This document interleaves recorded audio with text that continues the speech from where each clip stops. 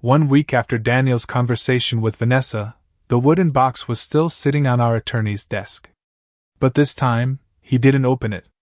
Instead, he placed a brand new folder in front of me. Across the front, printed in black letters, were the words, "Life Insurance Policy, cancelled at the request of the policyholder." I stared at the folder for a long time. The cancellation date was almost 2 years after my husband passed away. I had never called the insurance company. I had never signed any cancellation form. And I certainly had never agreed to cancel that policy. For years, Thomas and I had treated that life insurance policy as something practical, but important. It wasn't about becoming wealthy. It wasn't about leaving behind some grand inheritance. It was about protection. Thomas used to say, "If something happens to one of us, the other shouldn't have to make decisions from a place of fear." That was how he thought. Careful. Responsible. Always looking ahead. After he died, I believe that policy was still there, quietly protecting the future he had tried so hard to prepare for. I never imagined it had been cancelled. Not while I was grieving. Not while I was struggling to understand bank letters I had never seen. Not while medical appointments were being cancelled without my knowledge.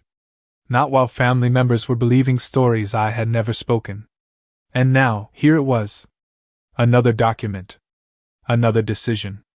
Another part of my life that seemed to have changed without me. I slowly looked up at Daniel. He was sitting beside me, completely still. Only a few months earlier, he might have searched for a quick explanation. A clerical error. A misunderstanding. A forgotten form. Some reasonable answer that would make the whole thing feel less frightening. This time, he said nothing. He simply reached forward and opened the folder. Inside were copies of insurance records. A cancellation notice. A policy summary. Several pages of internal notes. The attorney watched us carefully. "I want to be clear," he said. "We don't have every answer yet." I nodded. By now, I understood how this worked. The first document never told the entire story. It only opened the door. Daniel turned the first page. His jaw tightened. The attorney continued. "What we do know is that the policy was cancelled under a request listed as coming from the policyholder."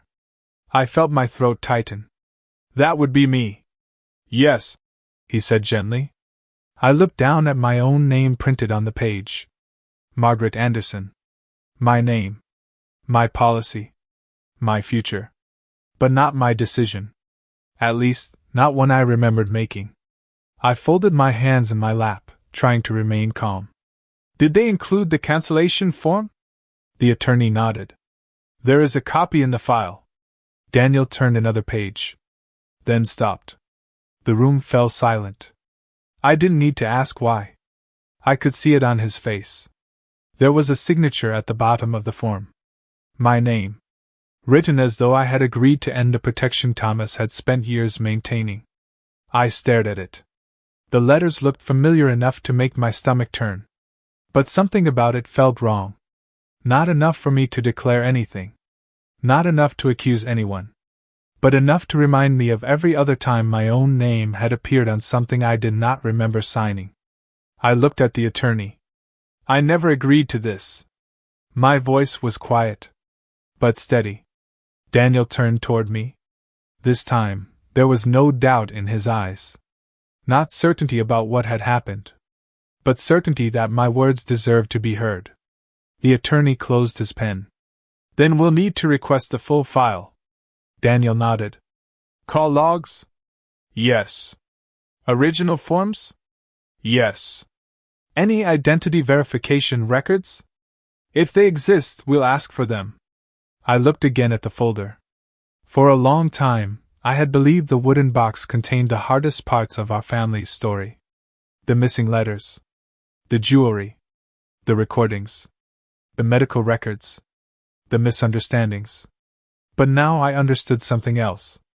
The wooden box had not ended the story. It had only taught us how to read it. Carefully. Patiently. Without accepting the first explanation just because it sounded simple. I placed one hand gently on the new folder. Life insurance is not only about money. It is about who gets to protect your future. Who gets to make decisions when you are vulnerable. Who gets to decide what security remains after loss. And somehow, without my knowledge, that protection had been taken away. I looked at Daniel. He slowly turned another page. Neither of us spoke. But we both understood the same thing. Season 1 had shown us how much could be hidden inside family silence. Now, as we stared at the cancelled policy in front of us, we realized the lies had grown bigger. And the wooden box had only told the beginning. After the attorney showed us the cancellation record, none of us rushed to draw conclusions. By then, Daniel and I had learned an important lesson. Questions should come before assumptions. Documents should come before opinions. And every answer deserved to be supported by facts instead of guesses. The attorney closed the folder for a moment, and folded his hands on the conference table. "If we're going to understand what happened," he said, "we need the complete insurance file." Daniel nodded immediately. "Everything they have. The original application. The cancellation records. Internal notes. Call logs, if they're available. Any correspondence connected to the policy." The attorney wrote each request on a yellow legal pad. "I'll also ask whether they retained copies of any forms that were submitted." Daniel looked at me. "Mom." I already knew what he was going to ask. "You never called them?" I shook my head without hesitation. "No. Not once." He continued gently. "You never mailed a cancellation request?" "No." "You never signed paperwork asking them to end the policy?" Again, my answer came immediately. "No." I didn't need time to search my memory. Some decisions become part of your life forever. Canceling the life insurance policy that Thomas and I had carefully maintained for years would have been one of those decisions. I would have remembered it. Not because it involved money. Because it involved the promises we had made to one another. After Thomas died, I struggled with many things. I forgot appointments. Misplaced my reading glasses. Sometimes I couldn't remember why I had walked into a room. Grief does that. It changes ordinary routines. But I never forgot the responsibilities Thomas and I had shared. Paying the bills. Keeping important records. Protecting what we had spent decades building together. That life insurance policy belonged in that category. I would never have cancelled it casually. And I certainly would never have forgotten doing so. The attorney nodded thoughtfully. "Then we'll let the records tell us what they can." I appreciated that answer. Not because it favored me. Because it respected the process. Over the past several months, I had grown tired of conversations that began with conclusions. This investigation always began somewhere simpler. What do we actually know? A few days later, the attorney called us back to his office. "I've received the first portion of the insurance file."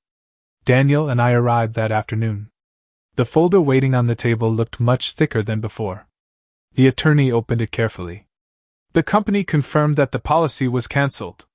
He slid one document toward us. "The cancellation was processed after receiving what the records describe as a request from the policyholder." I looked down at the page. There it was again. My own name. Margaret Anderson. Printed neatly across the file. Everything about the paperwork suggested that the company believed I had personally requested the cancellation. Daniel quietly read every line. Then he looked at the attorney. "Does the file explain how the request was received?" The attorney turned several pages. "Not yet." He pointed toward another note. "This portion simply confirms that the policy was closed after the request was accepted." Daniel nodded slowly. "What about the processing history?" The attorney smiled slightly. "I requested that too." He removed another set of papers. "This appears to be the administrative timeline." Daniel leaned closer. The pages listed dates. Internal processing steps. File movements. Routine entries recorded by insurance employees. Nothing dramatic. Nothing emotional. Just the ordinary record of how a file moved through the company's system. Daniel studied each page carefully. He wasn't looking for a surprise anymore. He was looking for details. The same way he had learned to examine hospital records, bank documents, legal files.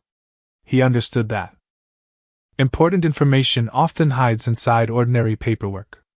After several minutes, he looked back at the attorney. "Can we request anything showing how the cancellation request was verified?" The attorney nodded. "I've already asked. If identity verification records still exist, we'll receive them." "What about recordings?"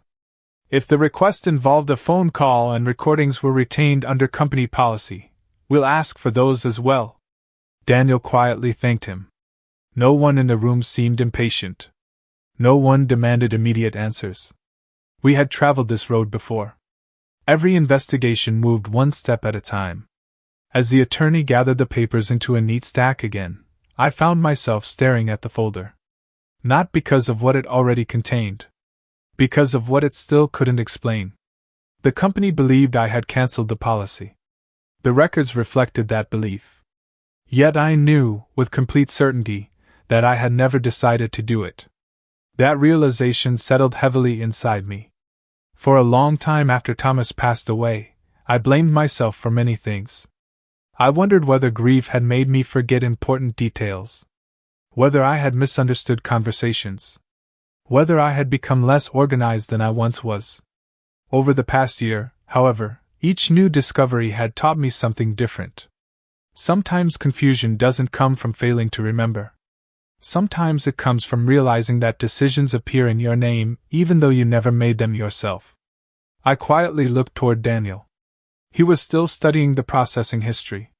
His expression remained calm, focused. Then he slowly closed the folder. He didn't announce a conclusion. He didn't accuse anyone. Instead, he asked one more question. "What's the next record we need?" The attorney answered immediately. "The complete handling history. Who received the request? How it was processed? What supporting documents accompanied it?" Daniel nodded once. "Let's get all of it." I listened to their conversation, but my thoughts had already moved somewhere else. If the life insurance policy had truly been cancelled, and if I had never requested that cancellation, then one question remained impossible to ignore. Who had made that decision in my place? That question stayed with me long after we left the attorney's office. Because this time, we weren't only talking about paperwork. We were talking about the right to decide what would protect my future. And somehow, that decision had been taken away without my knowledge. A few days after our attorney requested the complete insurance file, another package arrived from the insurance company. This time, the folder was thicker. Much thicker. It contained administrative records that had not been included in the original response. The attorney called Daniel and me back to his office. When we arrived, the new documents were already spread across the conference table. "I think you'll want to review these carefully," he said. "They're not about the policy itself." Daniel looked up. "What are they?" "The account history." He slid the first page toward us. "It appears the company retained a record of changes made to the policyholder's contact information." Daniel immediately reached for his notebook. Over the past year, he had learned that seemingly ordinary records often answered questions no one thought to ask. He read the heading aloud. Customer contact history. The page listed updates made over several years. Nothing dramatic. No explanations. Just dates. Fields. And the information entered into the system. Daniel slowly traced each line with his finger. He wasn't rushing. He knew better now. Important details were often hidden inside ordinary paperwork. The first few entries looked routine. Then he stopped. "Mom!" I looked at him. "Do you recognize this email address?" I leaned closer. I shook my head. "No. I've never used that email." Daniel read it again carefully. Then looked through another folder inside the wooden box. He compared several older documents that contained my original contact information. The addresses didn't match. He quietly wrote a note. Email address changed. He didn't circle it. He didn't underline it dramatically. He simply kept reading. Several lines later, he paused again. What about this phone number? I looked at the page. Again. It wasn't mine. I immediately recognized that. I've never had that number. The attorney quietly nodded. The record indicates that number was listed as the primary contact during that period. Daniel looked surprised. The primary contact? According to these records, yes. The room became quiet again. Daniel wasn't reacting emotionally anymore. Instead, he opened another folder. The one containing copies of hospital records. He flipped through several pages. Then stopped. Without saying anything, he placed the insurance file beside the medical file. He compared the contact numbers. His eyes narrowed slightly. The attorney noticed. What did you find? Daniel answered carefully. I've seen this number before. He turned another page. Then another. Finally, he found what he was looking for. He gently tapped the paper. It appears here too. The phone number listed in the insurance records matched the number that had appeared in other documents we had previously reviewed. Daniel didn't immediately say whose number he believed it was. Instead, he opened yet another folder. This one contained copies of earlier correspondence involving account information from another part of our investigation. Again, the same number appeared. He slowly leaned back. I've seen this several times. The attorney nodded. Patterns matter. Daniel agreed. They do. He continued reading. The next section documented mailing address updates. Again, only dates. No explanations. One address remained unchanged. Then, for a period of time, correspondence was directed somewhere different. Several months later, another update appeared. The records reflected another adjustment. Daniel carefully compared every address with documents already inside my wooden box. For several minutes, no one spoke. Finally, he looked toward me. Mom, you never requested these changes? No. Not the email? No. The phone number? No. The mailing information? Again. No. I answered each question calmly. Not because I wasn't disturbed. Because by then, I had learned that remaining patient helped us think clearly. The attorney quietly turned another page. The records themselves don't explain why these updates occurred. They simply record that they were made. Daniel appreciated that distinction. It was another lesson he had learned over the past year. A record can tell you what happened inside a system. It cannot always tell you why. He opened his notebook again. This time, he wrote 3 short lines. Email updated. Phone number updated. Mailing information updated. Then he paused. After several seconds, he added one more sentence. Verify where each update points. He wasn't interested in assumptions anymore. He wanted confirmation. One document at a time. The attorney quietly slid another page across the table. This reference sheet identifies the contact information that appeared during the period when the policy remained active. Daniel compared it with the notes already spread across the table. His expression slowly changed. Not because he had discovered something completely unexpected. Because he recognized the information. He quietly spoke. I know this email. No one interrupted him. He continued. I know this phone number. Another pause. I've seen this mailing address. He looked down at the papers for several long seconds before finishing his thought. They all correspond to contact information that, during that period, was associated with Vanessa. The room fell silent. The attorney didn't respond immediately. Instead, he simply nodded toward the documents. The records identify the contact information. They do not explain who requested each update, or under what circumstances. Daniel appreciated the careful wording. He had become very cautious about distinguishing between documented facts and unanswered questions. Still, he couldn't ignore what he was seeing. One document alone might not have meant much, but several records, showing the same contact information across different files, caught his attention. He slowly closed the insurance folder, then rested both hands on top of it. For a long moment he said nothing. Finally, he spoke quietly. I never knew these changes happened. His voice carried genuine surprise. Not anger. Not accusation. Just the realization that important parts of his mother's records had changed over time without his knowledge. I watched my son as he stared at the paperwork. He wasn't looking for someone to blame. He was trying to understand how decisions about my life had gradually become connected to contact information that I didn't recognize as my own. The attorney carefully gathered the pages into one stack. We still have more questions than answers. Daniel nodded. We do.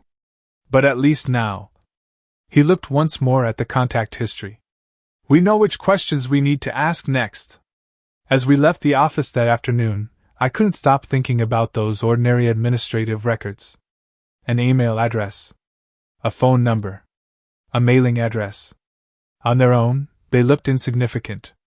Almost routine. But sometimes, the smallest changes inside a file quietly determine who receives important information. And who never even knows that decisions are being made. That evening, Daniel returned home carrying only a thin folder. The wooden box remained at the attorney's office. Not because he wanted to hide anything. Because he wasn't planning to overwhelm anyone with stacks of documents. He wanted to have a conversation. A real one. The kind that begins with questions instead of conclusions. When he walked into the house, Vanessa was sitting at the kitchen table with a cup of tea. She smiled as he entered. How did everything go today? Daniel set the folder on the table. It was productive. She looked at the folder. Did you and your mom find something new? Daniel pulled out a chair and sat across from her. He didn't open the folder immediately. Instead, he folded his hands together. I'd like to ask you about something. Vanessa nodded without hesitation. Of course. Her voice was calm. Relaxed.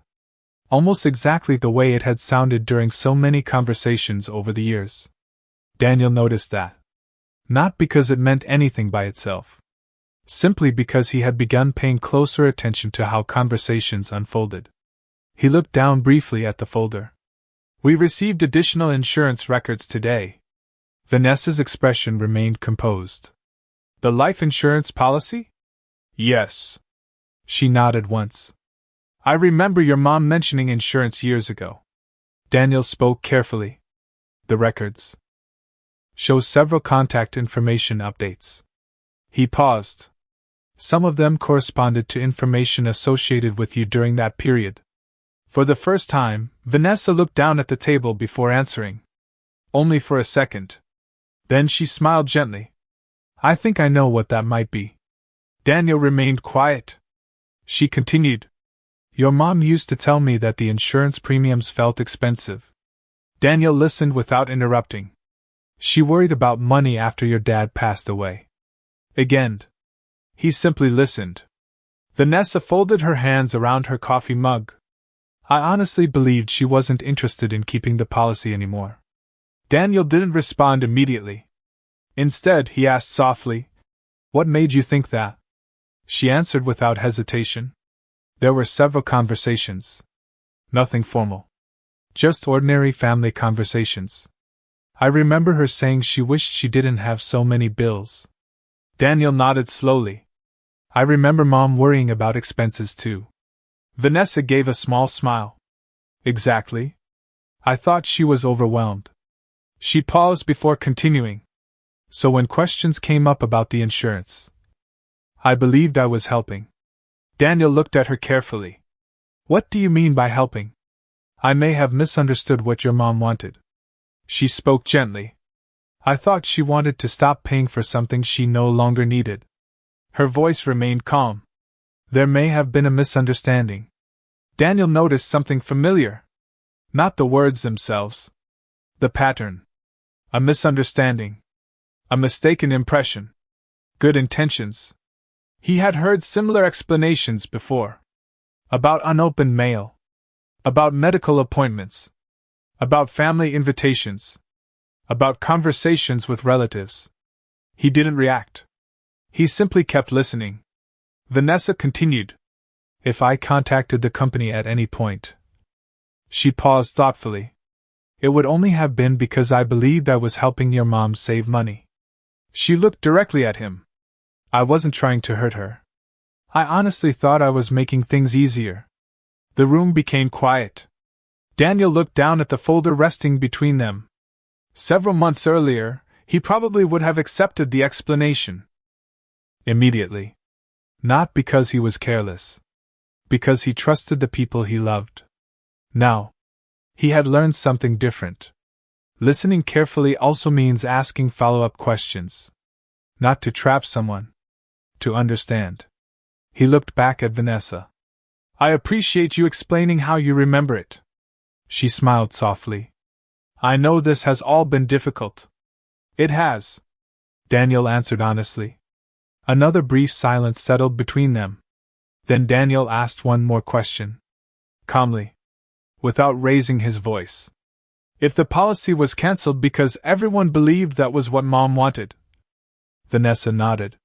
Then there should have been paperwork. She looked at him for a moment. What do you mean? Daniel spoke gently. A signed request. A confirmation. Some record showing exactly what was submitted. He wasn't accusing her. He wasn't arguing. He was asking about documents. Not memories. Not impressions. Records. Vanessa looked thoughtful. I'm not sure what the company keeps. Daniel nodded. I don't know either. Then he added something he had never said during conversations like this before. I'd like to see the paperwork. The sentence wasn't loud. It wasn't confrontational. But something about it changed the atmosphere in the room. For several seconds neither of them spoke. Daniel realized why. For years, most of his conversations had ended after hearing an explanation. Now, he was asking to compare the explanation with the records. Not because he had already decided what they would show. Because he had learned that memories and documents sometimes tell different parts of the same story. Vanessa slowly set her coffee cup down. I'll help however I can. Daniel smiled politely. I appreciate that. He meant it. Because he no longer wanted conversations built on assumptions. He wanted them built on information that everyone could examine together. As the evening continued, either of them raised their voices. Either of them argued. The conversation ended much more quietly than Daniel had expected. But when he went upstairs later that night, he couldn't stop thinking about one small difference. For years, he had often accepted explanations without asking. What records existed to support them? Tonight, for the first time, he hadn't responded with agreement. He hadn't responded with disagreement. He had responded with a simple request. I'd like to see the paperwork. And he realized that honest questions often begin exactly there. Not with deciding who is right, but with asking to see what actually exists before reaching a conclusion. The next morning, Daniel and I returned to the attorney's office. This time, the conversation felt different. We were no longer asking whether the life insurance policy had been cancelled. The records already showed that it had. The question now was how. Our attorney sat across from us with a legal pad in front of him. I don't want either of you guessing, he said calmly. We need the full file. Daniel nodded. What exactly should we request? The attorney began listing each item carefully. The complete history of changes to the policy. Any forms submitted. Copies of cancellation requests. Records showing how the request was verified. Any notes from phone calls. Any emails or letters still stored in the company's system. I listened quietly. Each item sounded small on its own. But together, they could show the path the decision had taken. The attorney continued. If the company processed a cancellation, there should be some record of what they relied on. He looked at me gently. That doesn't mean we'll have every answer immediately. I understand. But before anyone reaches a conclusion, we need to see the whole file. Those words stayed with me. The whole file. Not one page. Not one note. Not one explanation from memory. The whole file. For years, I had tried to understand painful events through pieces. A sentence someone repeated. A letter I found too late. A document with my name on it. A decision I didn't remember making. Now, I no longer wanted fragments. I wanted the full record. The attorney began drafting the formal request. His language was precise, professional, careful. He asked the insurance company to provide all archived records connected to the policy's cancellation and any prior changes in contact information. He requested copies of every form still available. He asked for the method used to confirm the identity of the person making the request. He also asked whether any supporting documents had been attached at the time the cancellation was processed. Daniel watched him write. Then he quietly said, "We should also ask for records showing who received notifications after the cancellation." The attorney nodded. "Good point." He added that too. I turned to look at my son. Months earlier, he would have been searching for the easiest explanation. Now he was asking for the paper trail. Not to accuse. To understand. When the request was complete, the attorney printed it and read it aloud. Every sentence was measured. No emotional language. No accusations.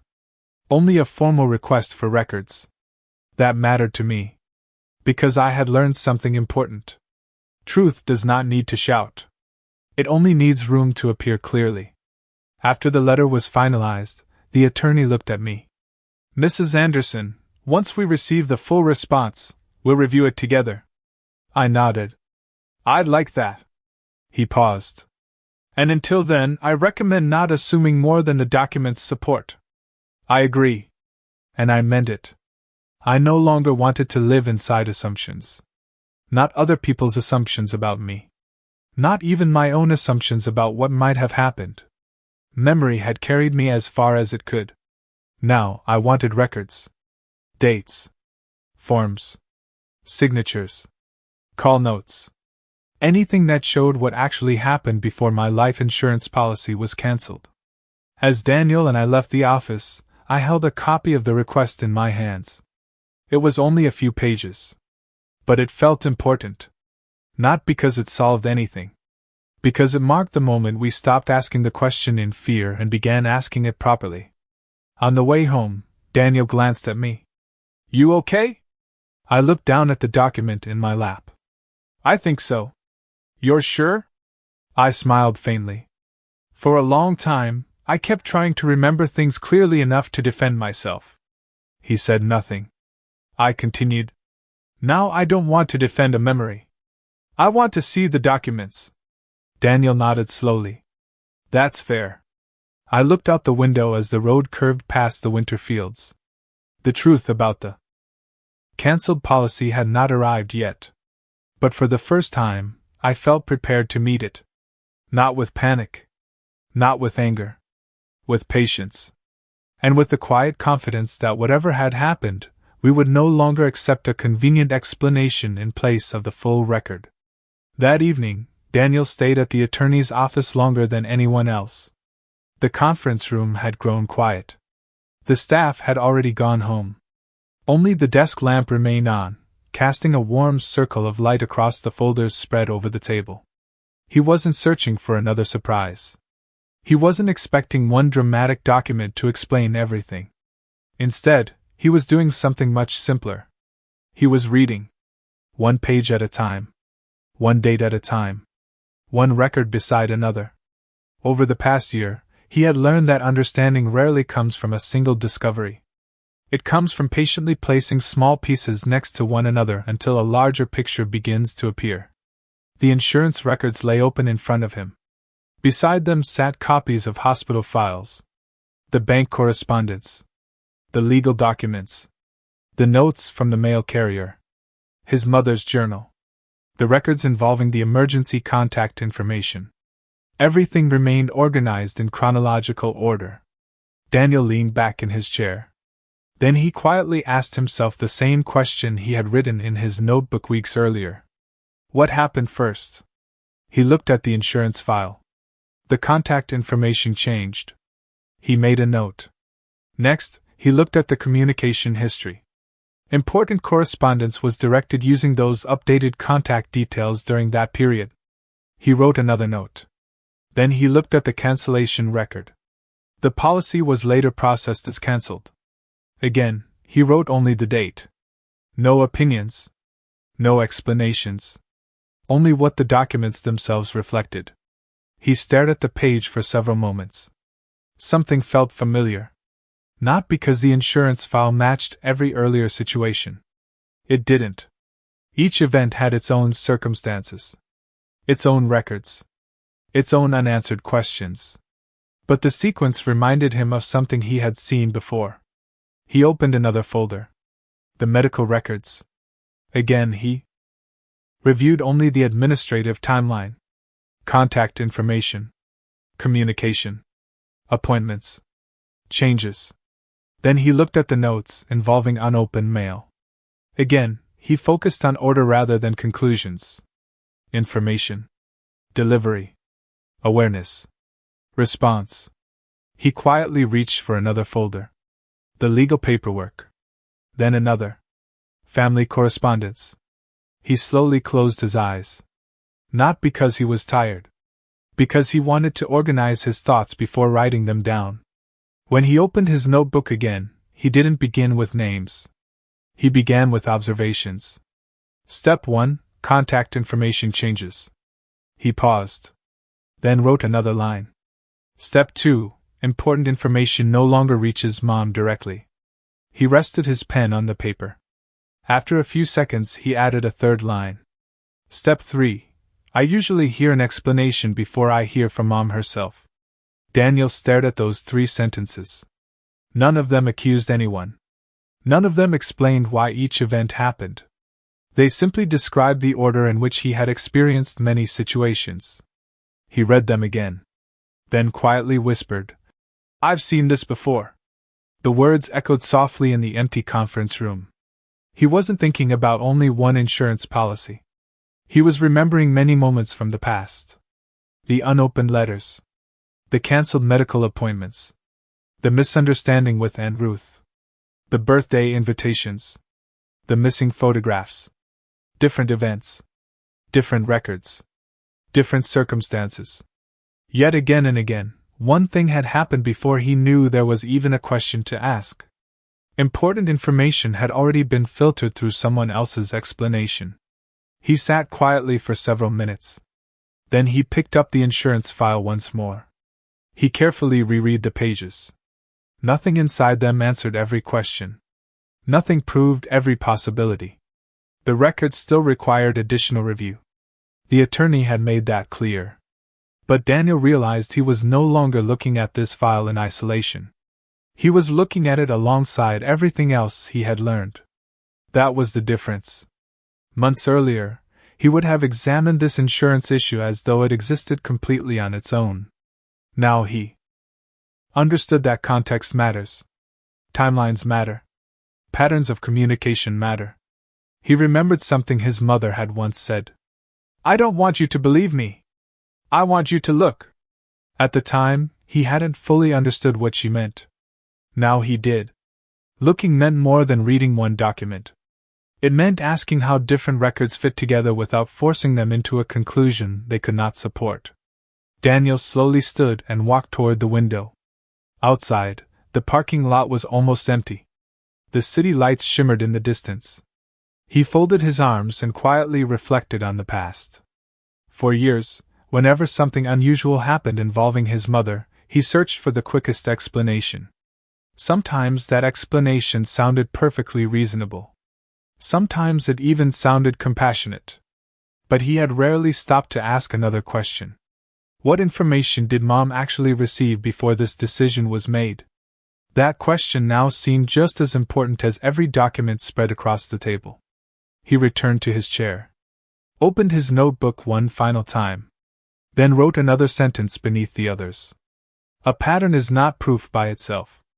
But it is a reason to ask better questions. He underlined the sentence once. Not because it answered the mystery.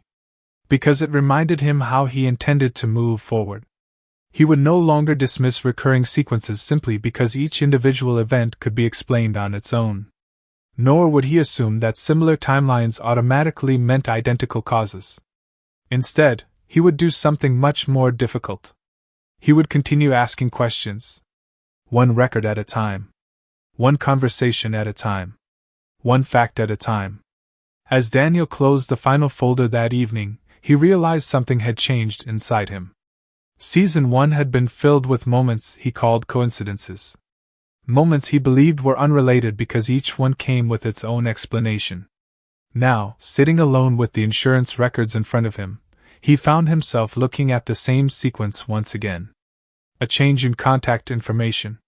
Important communication that never reached his mother directly. An explanation arriving before she had the opportunity to speak for herself. This time, he didn't automatically accept it as just another coincidence.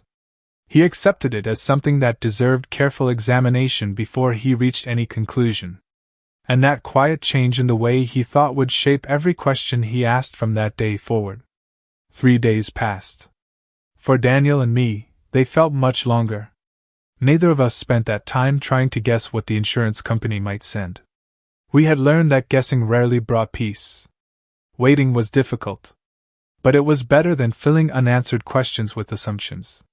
Late on the third afternoon, our attorney called. "I've received another response from the insurance company." His voice remained calm. "I think both of you should come in." Daniel picked me up less than an hour later. During the drive, neither of us talked very much. The radio stayed off. The road stretched quietly ahead of us. Every few miles, Daniel glanced at me. I could tell he wanted to reassure me. But he also understood something we had both learned over the past year. Sometimes the kindest thing you can offer another person is silence while they prepare themselves for whatever comes next. When we arrived at the attorney's office, he greeted us with the same steady professionalism that had guided us through every discovery so far. He didn't begin with speculation. He didn't tell us what he thought the documents meant. Instead, he pointed toward a large sealed envelope resting on the conference table. "It arrived this morning." The return address belonged to the insurance company. The envelope had already been opened. Several papers rested neatly inside. Our attorney waited until both Daniel and I were seated. Then he carefully removed the first document. "This," he said, "is a copy of the cancellation request retained in the company's file." The room became completely still. Daniel leaned forward. I folded my hands together in my lap. The attorney slowly turned the document toward us. At first glance, it looked ordinary. Company letterhead. Policy number. Printed information. Boxes checked on a standard form. Nothing unusual. Nothing dramatic. Just another piece of paperwork. The kind most people sign without giving it a second thought. Daniel quietly began reading from the top. Policyholder's name. My name. Policy number. Cancellation request. Effective date. Everything appeared consistent with the company's records. Then his eyes reached the bottom of the page. He stopped reading. For several seconds he simply stared. I followed his gaze. There, beneath the printed lines, was a signature. Margaret Anderson. Written in cursive. My name. Daniel slowly looked at me. He didn't ask anything. He didn't need to. I lowered my eyes to the document once more. I studied every letter carefully. The curve of the first capital. The spacing. The ending stroke. I had signed thousands of documents throughout my life. Bank papers. School forms for Daniel. Mortgage documents. Medical paperwork. Holiday cards. Birthday letters. After so many years, you come to know your own handwriting almost the way you recognize your own reflection. I continued looking at the signature. Not for seconds. For nearly a full minute. Finally, I lifted my eyes. My voice remained calm. Quiet. Certain. That isn't my signature. No one in the room spoke immediately. The attorney didn't react with surprise. Daniel didn't rush to respond. The words simply settled into the silence. After a few moments, the attorney folded his hands. I appreciate you telling me that. He looked at both of us before continuing. But we shouldn't rush to any conclusion. I nodded. I agree. He tapped the document gently. This is a copy. He paused. Our next step is to verify the original records. Daniel immediately understood. The original document. Yes. The attorney continued. If the original still exists, we need to examine it. He began making notes. We'll determine what records remain. We'll ask about the original paperwork. And we'll request any additional documentation connected to how this form was received and processed. Everything he said reflected the approach we had followed from the beginning. One document. One question. One verified fact at a time. Daniel carefully picked up the copied form. He held it in both hands for a long time. Not because he had already decided what it meant. Because he understood how important it might become. Weeks earlier, he would have focused only on the signature itself. Now, his questions had become broader. Where did this copy come from? Does the original still exist? How was it submitted? What other records accompany it? Those questions mattered just as much as the ink on the page.